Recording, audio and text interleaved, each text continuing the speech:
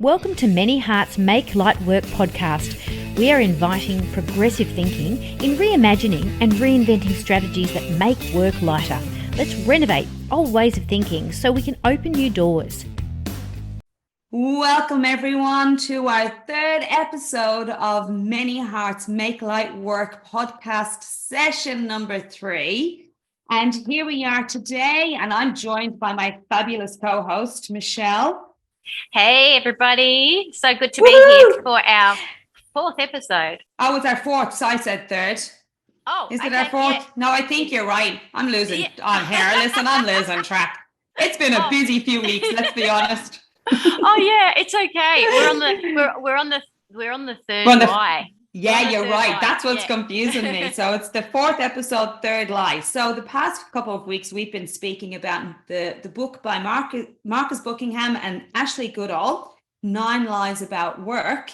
And today we are going to discuss the third lie, which is the best companies cascade goals. I didn't know what this meant when I first saw the topic heading, the best companies cascade goals. Yeah. So I was like, what's that? What's cascading goals? And then when I started to read it, I was like, oh, what I've been working with all my life with companies. that's what they're talking about, which is when you have people make it in a boardroom or in a leadership meeting, making those decisions for the whole company. And then those decisions get passed down to each managers, and each section have their goals, and they're asked for their leaders to implement those with their people. And so then the leaders have those conversations with their people saying, these are our goals and this is what we've got to do to meet them. This is your KPI or your quota or your what have you. There's so many abbreviated names for those things. And then basically you're given, that's what you've got to do. That's your job. And if you don't meet those, usually in your performance reviews, you don't get a pay rise, or if you meet them, you get a pay rise, and it's contingent on those kind of things. Yeah.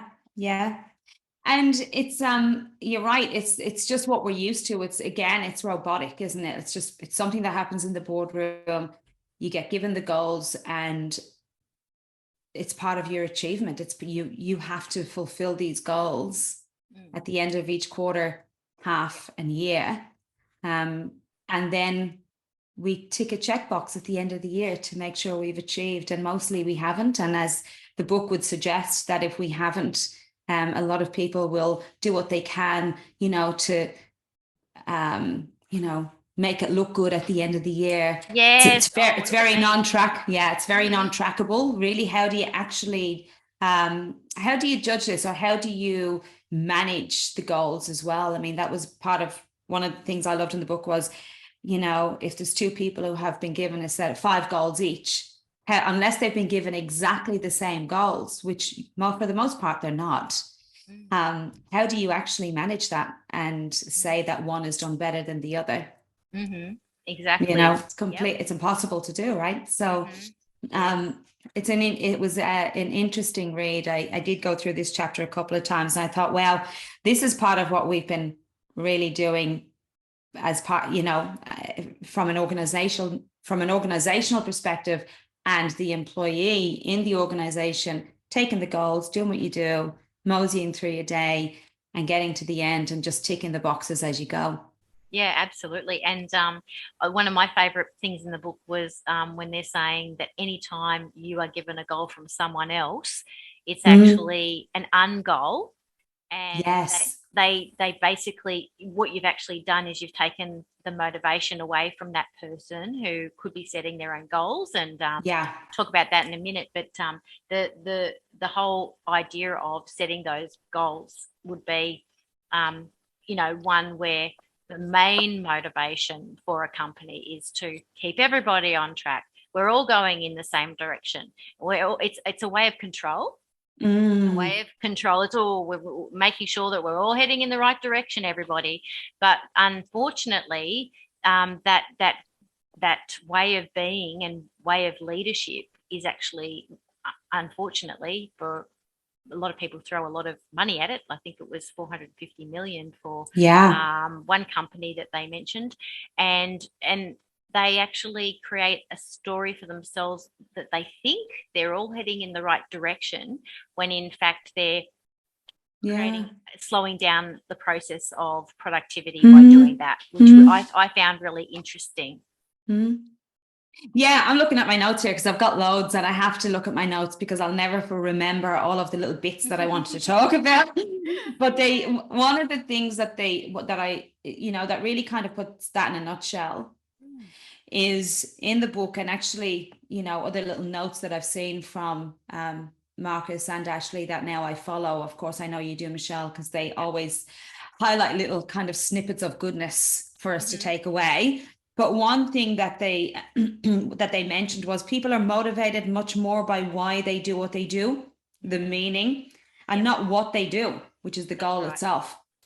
Exactly. So, and I think in the boardroom we miss the mark, right? We are setting the goals in the boardroom for why we, for the need that we have, right? But if that's not relayed to the rest of the team, and then those values are not actually instilled, or not instilled, because it has to be felt among everyone, but at least encouraged to understand. Yeah. And they talk more about alignment, so aligning, how to get our people aligned with our values and meaning, and why we're doing what we're doing, and that is a different process, which is actually quite in depth, that we'll talk about. Like, it's a 3-step process, which we'll talk about in a minute. And the thing that I really enjoyed about the New York taxi story, I found that fascinating to underscore and underline how you can demotivate a team or a sales team. Doesn't really matter, any team, but by saying, hey, this is what everybody wonders, why there's no taxis in New York when it's raining. Where did all the taxis go? And we all think, oh, there's not enough taxis because everybody needs one because it's raining, right? But what in fact the evidence shows with taxi drivers is they've got a certain quota that they have to meet in order to pay for their cab and then have enough money to live on, and it's usually double the amount of their quota. They've worked this out. It's like a formula. And so once the taxi driver hits that quota, they're home. They just want to go home. They leave. Right. So once they hit their quota, they go home. And I'm sure a lot of salespeople out there can relate to this. Once you hit your quota, you stop working, or you want to save it up and you want to bank it to the next year or the next month. So quotas don't actually work. And one of the most fascinating things was the realization for me. I mean, I've been to New York, not necessarily in the rain, but feeling for poor New Yorkers, thinking, no, it's not because there's not enough taxis. It's just because they've all made a lot of more money more early and gone home. They've made money because it's raining and there's more people looking for taxis, so they're gone home earlier. Yeah. So I found that extraordinarily me too.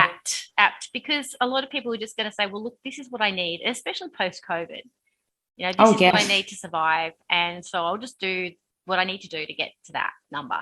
And then I'll just go home and enjoy myself and enjoy my life. And but more importantly, like, if those goals are set from the start and you're given that number that you have to achieve, and you're going to have those people in the organization who meet those targets, as we know, very early on, like the great salespeople, right? They're going to meet those targets way before end of year.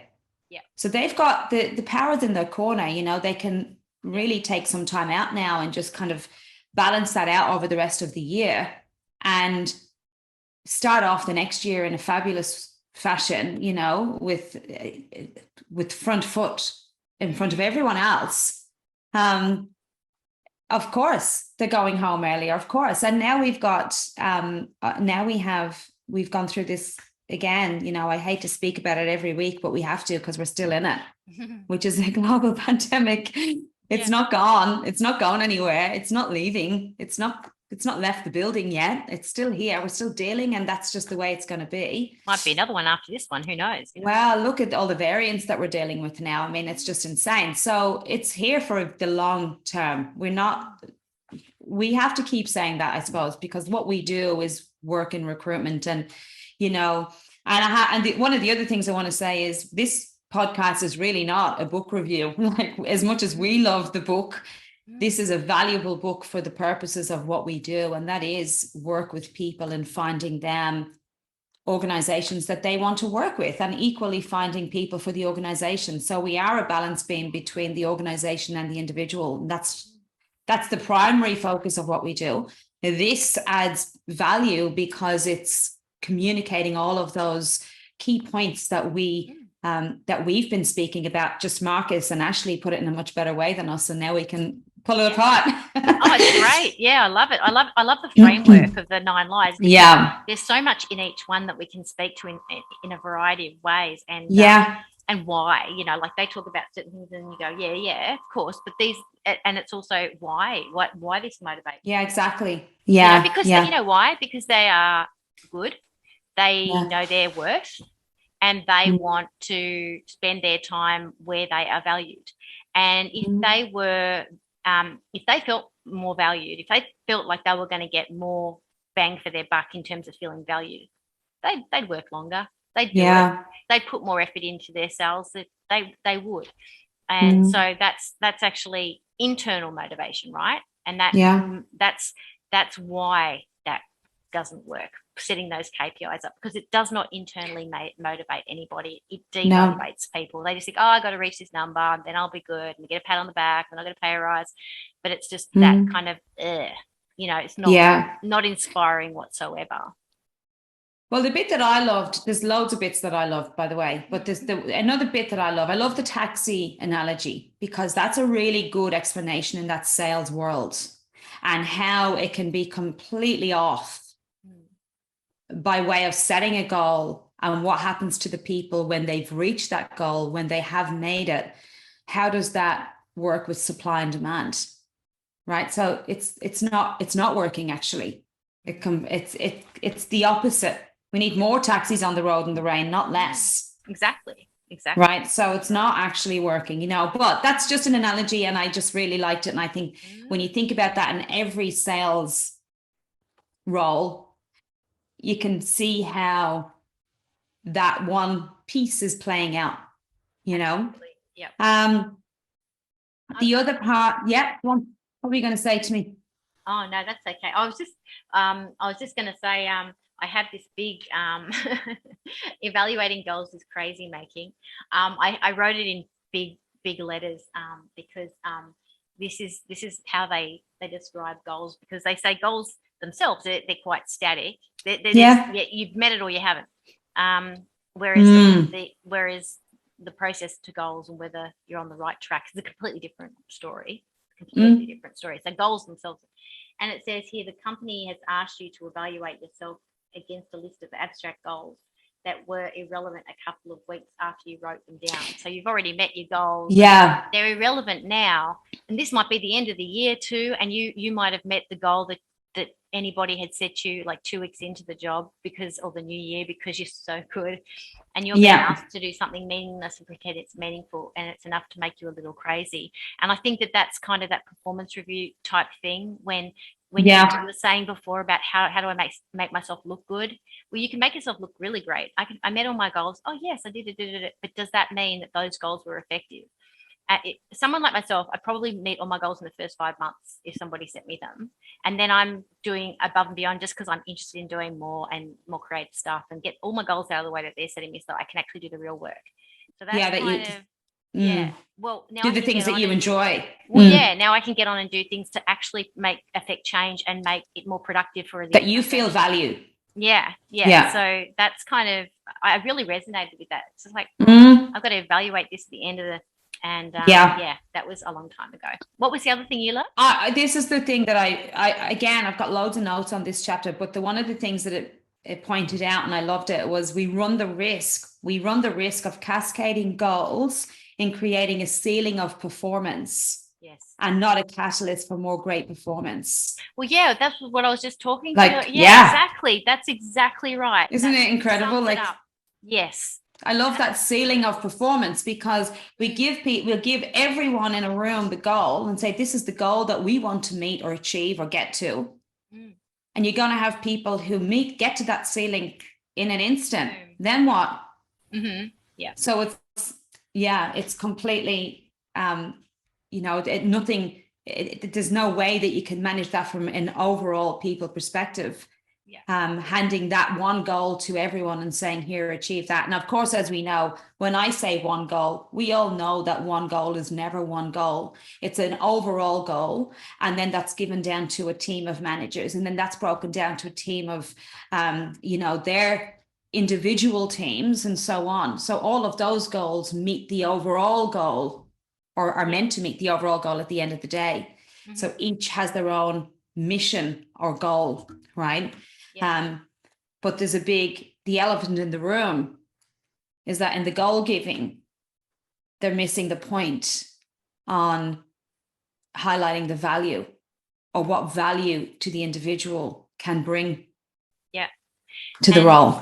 And it's kind of like when they talk about alignment, so that moves us into if the best company, isn't the best company, Cascade's goals isn't the correct truth, what is, and for them it's the best company's cascade meaning and purpose. And so if you filter down from the top that you're all resolute on, what, we're really solid on what we're about, and companies communicate that to their leadership team, and then the leadership team are able to talk to their people and go, okay, this is the meaning and the purpose, this is what we value, this is how we operate, this is why we do what we do, then they can actually ask their people, how can you bring value to that value? How can you bring alignment to that value? And you're tapping them into the wisdom and the spirit and the heart of the person, because then they can get ignited and excited and go, oh, I know how, I know this is my job, I know I'm doing this and this, but however, we could do this. And what you do is you get that person, that individual, fired up about what they can really bring, what they can really bring. And then that makes a humongous difference. And that's one of the 3 steps. And it's great when they say work is work, but goals aren't. Because setting goals, as they point out, and as we say, like, the thing about it is, the reason why, again, I have to highlight, this is not, we're not just saying this because we've read the book. We're saying this because we've read a book that actually is speaking a language that we have spoken. And when I'm communicating, so let me break it down from my perspective. So if I was to read this book, this chapter, and then go back to the people that I communicate with every day, the clients and the candidates that I communicate with every day, the clients being the organizations that reach out for our support, and the candidates who are looking for the work. When I speak to an individual who is setting, coming to me and saying, Gill, I'm looking for something and I don't know what it is. I know I'm ready for the next opportunity, but I really don't know what it is. When we get to the nitty gritty of what that might look like, because we always do, of course, that's what our job is to help them uncover that. Part of that is understanding the value that they want to bring to the organization. And then finding alignment with an organization that we feel will work and benefit for both. Absolutely. Right. So that is absolutely where I feel like I wouldn't want to do what I do if I didn't have that value add. Right. That's just right. Easy. That's just without a doubt. That's my most important driver for me. That's my value. Right. But when I speak to an individual, there's a few things that will often come up. Right. And very different to before, very different to the past. I speak about this every day. Where salary may have been on the top of the list a few years ago. Actually, it wasn't always, but it was a lot higher on the list of importance, right? Now we have things like mental health, flexible working arrangements. We have sustainable organizations. These are the things that people are asking for. And good quality team support, right? They want to work within teams that actually, where they feel like they're connected to. 100%. Not necessarily the organization, right? So this is all ties into this, right? The big thing is, it's when I speak to the organization about the individual who may have come to me and said, this is where my values lie, I want to work for a sustainable organization. I want really strong mental health support. I want flexible working arrangements. Now, not every organization is above all of that. They're not ready for that kind of request. So what I would say to a client is, well, if you're not ready, maybe this person can bring that value in and help you get ready. Yep, I like that. That's really maybe this is where they can, if you're not ready for it, this person values this. If you're not ready for it, you need to get ready for it. So this might be the person and the value that they can bring to the organization that can then open up this, because it's not always up to the organization to create the value. That's the point. It's the individuals have value to add. That's right. So if we can focus on that, there's so much more. And if you give the person if you give them the responsibility of that, it's purpose. Yeah. That's great. So, it's a great idea.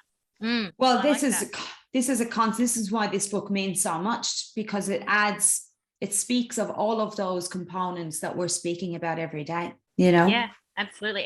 And also I like, in the real world, there is work, the stuff that you've got to get done in the theory. In the theory world, there are goals, and then there's a little summary on the difference between work and goals, which I really like here. Work is ahead of you. Work is ahead of you. Goals are behind you, like they're in your rearview mirror. Like once you've met them, that bang, they're done. Yeah. Work is specific and detailed. Goals are abstract. Work changes fast. Goals change slowly or not at all. Work makes you feel like you have agency. Goals make you feel like a cog in a machine.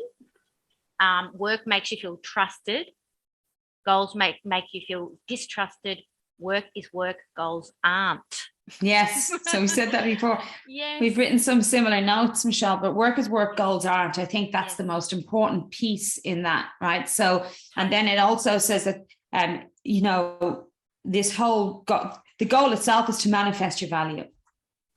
And in order to do that, you're taking what's inside and you're bringing it out to the surface. Yes. You're bringing it to surface and you're adding that value. And goals must be voluntary, not coerced. Yeah. And that when they're voluntary, that starts to ignite that passion and that fire within you. And it could be that you're working for volunteering for a voluntary position in an organization. It could mean that you're mothering a baby, or it could mean that you're actually working inside of corporate. It doesn't really matter. Goals should never be given to you by someone else, and they should be coerced. Because you find a lot of people, once they come into their retirement and they're volunteering in organizations and they're doing things like that, those organizations could take advantage of people too. So I like to speak to the broad spectrum of work, because in society our active purpose is usually something that we're doing, and usually when we're doing something, it's usually workish.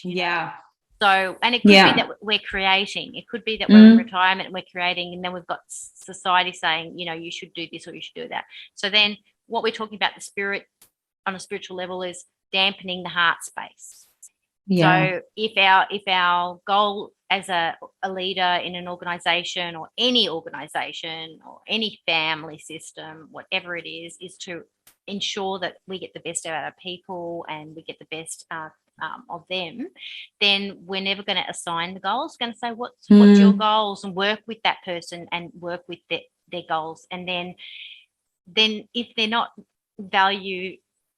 if their value doesn't align with the value of the organization or the situation, then they can look at removing themselves and doing it somewhere where it does.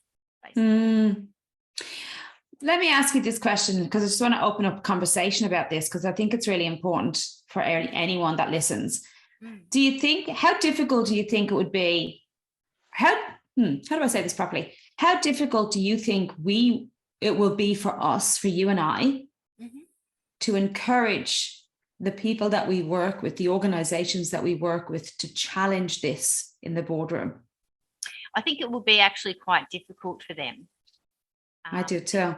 Because you're coming from a framework where you've always done it a certain way, and it's scary when you want to change directions. You want to change the rudder in a different direction, so that you have less control, so it challenges people's control issues, and I think that's motivating us, because how can we get the information out there?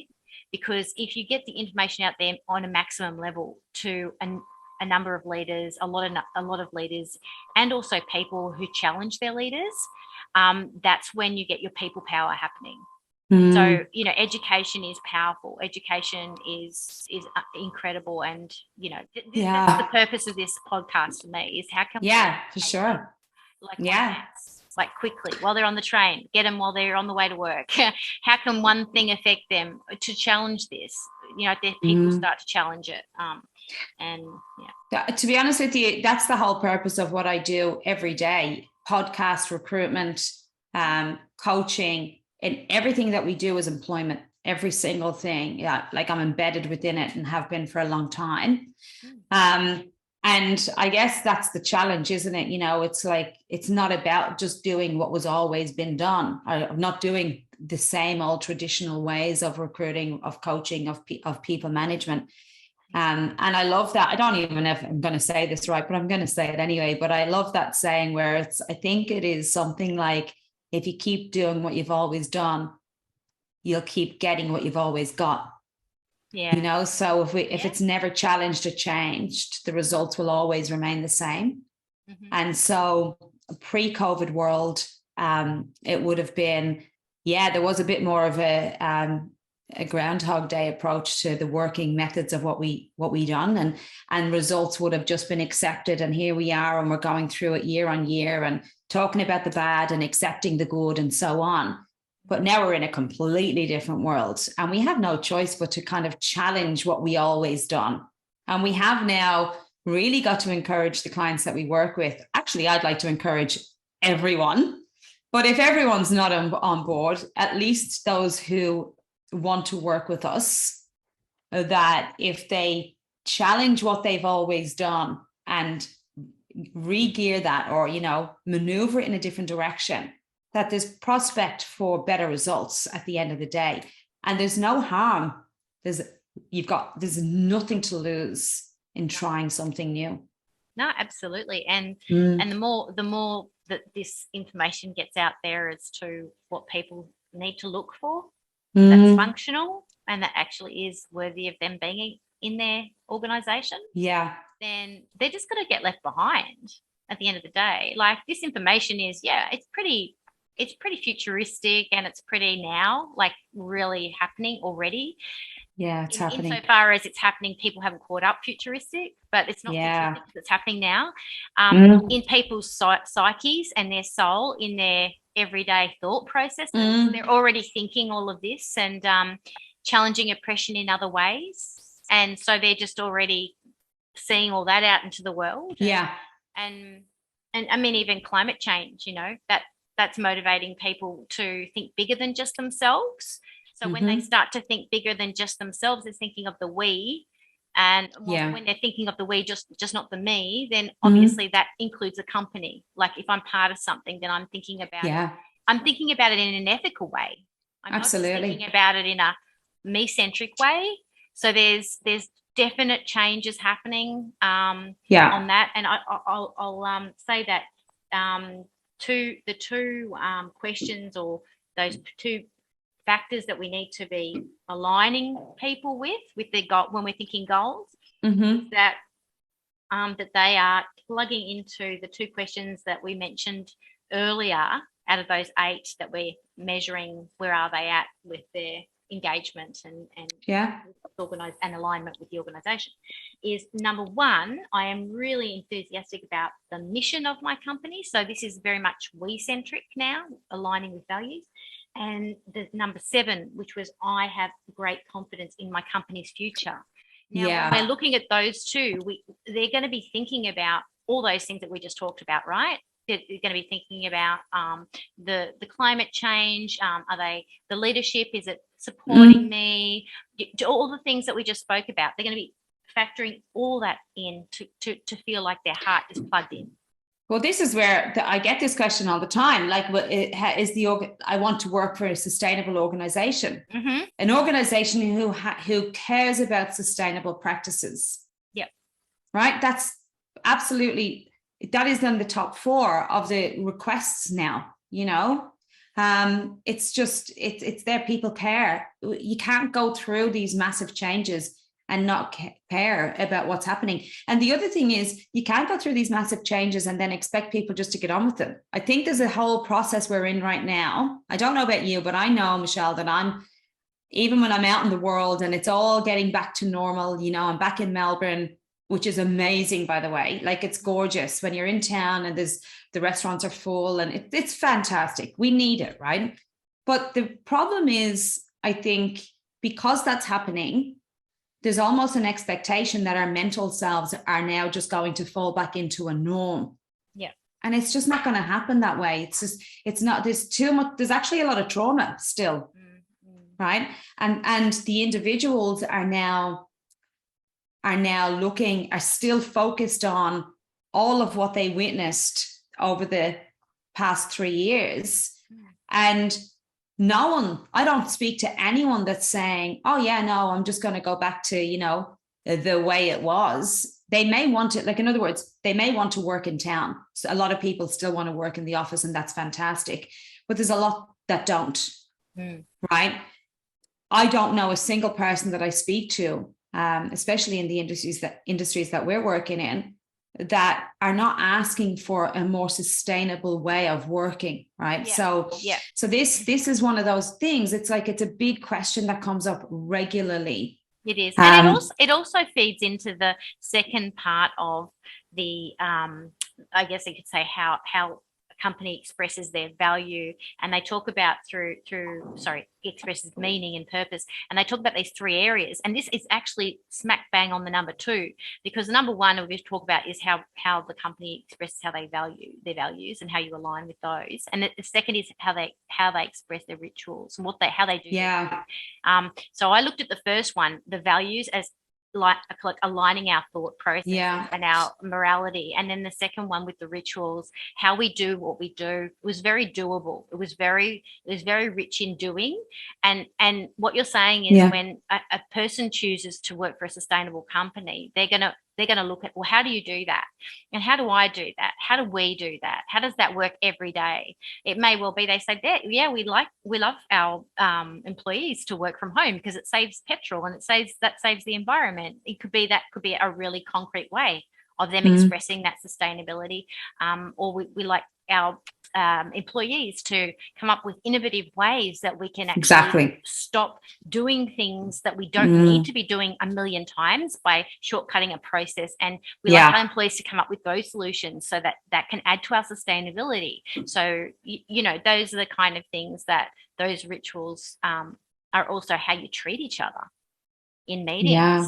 If you're late, if you don't turn up, you know, how you speak to each other, like the tone of your voice, you know, those can be, because the everyday, how we actually do stuff, I reckon are the rituals. Because you could look at it, a ritual, we get together in the morning with that team meeting. No, that doesn't necessarily mean it's a ritual. It could be how you speak about each other after. Yeah. Could be the ritual. Absolutely. You got some examples? Oh, I've got loads of examples, but you know, in my head, that's a good example too, because it's sustainability from a different perspective, you know. So there's and that's important as well, right? So what is a sustainable practice? Well, it's sustainable, you know, from an environmental perspective, and then from an individual and in team perspective, because it's only sustainable for as long as the people want to be there. That's right. And also the passion and the purpose and what lights people up as well. That's you want that to be sustainable, right? Like you don't. Yeah, absolutely. Yeah. But the other thing is, again, what I was saying like earlier on, one of the examples in a very real time conversation that I had only a couple of days ago with an organization was I had 3 candidates for shortlist.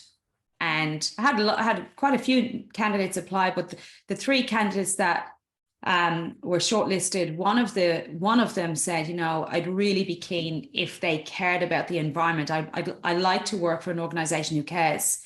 Yeah. Now, that's not difficult to care, by the way, right? It's not difficult for us to care or show we care. And again, it's not necessarily about us knowing everything, but it's about us giving the individual an opportunity to show us how to care better. Yeah, right. Exactly. So I'm saying, so I brought this back to the organization and said, well, this is a candidate, amazing, like can do so much for the organization, can bring a lot. There's a lot of value add, but the one thing that you're going to need to do in return is this. And the response was, how do we do that? Like, see, this is not a bad thing, by the way. This is just because it's never been thought of before, and that's okay. How do we do that? What do we do? And I says, well, I'm not asking you to do it. I'm just saying that you need to open up a place or space for them to do it.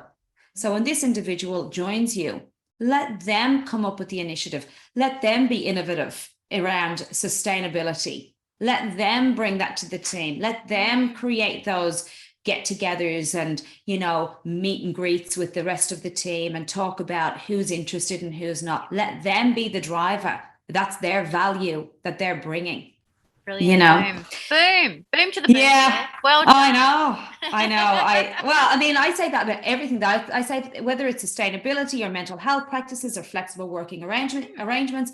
A lot of what we do is working in healthcare. It's very difficult having flexible working arrangements when we need people face to face in healthcare. Yep. But what else can we do to be flexible? That's right. What else can we do? And then the last way of creating alignment is through stories. And the basically it's like stories make sense of the world. They are meaning made human. And I guess I looked at the stories about like how we share our value by how we speak to that and how we own it, and how we express the value of the company through our words to encourage each other, to share our stories, to give examples of who we are as human beings as well, and how that's valued by the organization. And I just found that stories were basically a really great way of how we identify and align with the organization. Yeah. And do you think that's a missing piece? Do you think that's often a missing piece from an organizational perspective, like allowing the individual to have their space and story? Yeah, I think so. And I think the other thing I noticed is a bit of fakery with stories. So they've got their marketing department and they've got all the schedules on what things we need to cover. Like, you know, sorry, I don't want to mention any names about charitable organizations, but the basically just gone, okay, this is the day we're going to mention that because it's mental health week, or this is the day we're going to mention that. It's not just a general story of this is what we value. It has to be on this week, on this day, this is when we do this because this is socially appropriate, this is politically correct, and we need to show that we care, rather than how do we just do like who we are and what we value. What's our story? So static and so like, you know, like I do know this, like companies have I know stories around how wonderful they are to show everybody and get everybody to dress up the same and have this day, and everybody on the inside is going, oh my God, do we have to do another one of these? Because they're just not at all interested. They're not in alignment with it at all. No. Because they know the deeper story, right? They know the real story. And the real story is actually we're not being truthful here. Exactly. And that creates mental stress and anxiety and unhealthy internal conversations, and it's resentment as well towards the organization. I know. I've seen it so many times, and it's a bit like, you know, I've heard this a million times over, and I, again, will not mention a single organization, actually none that I've ever worked with, because I have to say the organizations that I work with, it's a decision that I make to work with them as much as it's a decision that they work with me. I'm very clear on that. Like, I think we both said that, like, for any organization that we are working with, the alignment is the synergy between all of us. Yep. And if there's not, we'll fizzle away, and that's okay. Because it's not meant to be. So I'm very big on that. But there's so many stories I have in relation to just a bit like what you said, where, you know, Groundhog Day, day in, day out, get to the quarter, you know, everyone is, you know, scrambling to make ends meet, make their, you know, fulfill the goals that have been set from the beginning of the year and so on. And then all of a sudden, you know, more money has been made, or they've trumped a specific criteria for whatever. And there's this great big party to celebrate. And everyone's saying, do we really have to celebrate? Do I really have to go to this party? I really don't want to go. I'd rather they just put some extra dollars in my bank account, because this is really not fulfilling my need. Like, what's the party for? Why am I going here? Yeah. Who am I celebrating, and who actually is benefiting from this party in the first place? It's never usually the people who are scrambling to make ends meet or to get there. It's never them that are the benefits of these great big parties. Yeah. I'll leave that there. Yeah. Because I could say more, but I probably shouldn't. I know we've got to sign off because we're getting to the end of it, but I just wanted to say that one of the things that stood out to me, actually, there's two things that stood out to me. And one of them was, you tell stories whether you know it or not, and you're telling them all the time in every conversation and at every meeting. What stories are you telling, and what do they say about what you find meaningful? So what people focus on, like when you're in a meeting and everybody's talking about how crap something is, and you're all going into that story, you're all sharing the story of that negativity, rather than if you're like me, I'll be looking for how can I bring the gold nugget out of this? That would be how I would be trying to steer that conversation if I could. But if I had like 8 people in the room all sharing their joy over the negativity, that tells a lot about the story of what the kind of life they're living. Yeah, absolutely. And then I think I guess the other one was where it says the best leaders realize that their people are wise, that they do not need to be coerced into alignment through yearly goal setting. These leaders strive instead to bring to life for their people the meaning and purpose of their work, the missions and contributions and methods that truly matter. These leaders know that in a team infused with such meaning, each person will be smart enough and driven enough to set goals voluntarily that manifest that meaning. It is shared meaning that creates alignment, and this alignment is emergent, not coerced, whereas cascaded goals are a control mechanism. Cascaded meaning is a release mechanism. Yeah. Release. Unleash the passion. Yeah, for sure. I agree. Well, my lasting note was this, and I'd written this down at the very end of all of my notes because I thought it was the recap of that one session, or this 2-day session, and is, if the goal has any hope of being useful at all, it has to be born within and released as an expression of what you as an individual deem valuable. Wow. And boom. that is it. Another boom. For that one. Yeah. Fabulous. So it is true though, right? So that's it. I'm going to leave that there because I think we've kind of given our own ideas as to what this, this lie means to us, and what the truth in return could actually do for any organization or individual if they were given the opportunity. So yeah. Unleash it. Unleash the wonderful passion of your people. And next week we are covering the 4th lie, which is the best people are well-rounded. So yes. We'll look forward to that one. And can I just say before we end this session, I need to add this in that we will add, I think we will add other topics. The book is the book. Oh, yeah. There'll be lots of other great topics and people that will join us as the weeks roll on. But this was really important for us to cover these topics because they're also meaningful and aligned with what we do. Absolutely agree, 100%. Looking forward to meeting with people and having a chat about hopefully what's working in their company, like implementing changes and how that's affected their companies, and using that as a platform of inspiration for all of us. Yeah. So I love that kind of stuff. So we'll include that. So awesome people, thank you so much for joining us today. We've really had a really great time, haven't we, Gill? Thank you. It's been fabulous again. See you next week. Bye.